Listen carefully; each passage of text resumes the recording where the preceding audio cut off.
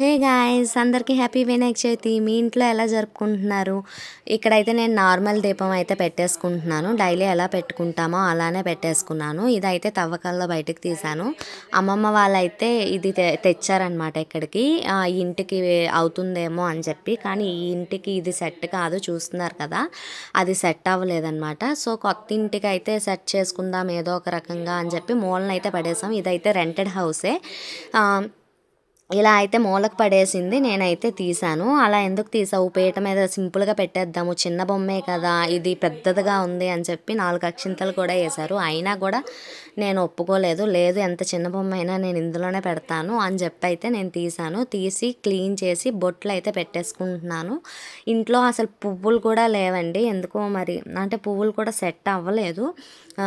So సింపుల్గా తమలపాకులు అయితే కోసుకొని వచ్చి నార్మల్గా అక్కడ అయితే పెట్టేశానమాట. తమలపాకులతో ఏదో సింపుల్గా పెట్టేసుకున్నాను. మొన్న వరలక్ష్మి వ్రతంవి పువ్వులు ఉంటే అవి అయితే పెట్టేశాను. ఇక్కడైతే మమ్మీ హెల్ప్ చేద్దు ఉండ్రల చుట్టూ అంటే వచ్చి హెల్ప్ చేస్తున్నాను. మధ్యలో జాయ్ వచ్చి హెల్ప్ చేస్తాను అని అంటున్నాడు. నువ్వు వద్దురా స్వామి అని చెప్పి అయితే వాడిని పక్కకు పంపించేశాను.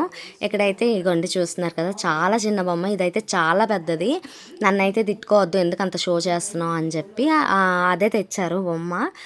అయితే ఇక్కడైతే దీపం అయితే పెట్టేసుకుంటున్నాను. చూస్తున్నారు కదా, సింపుల్గా ఇలా బొట్లు అయితే పెట్టేసి సింపుల్గా తమలపాకులు అలా పెట్టి ప్రసాదాలు అయితే పెట్టేసుకున్నాము. అంతే సింపుల్గా ఇలా అయితే అయ్యింది మా వినాయక చవితి. Bye bye.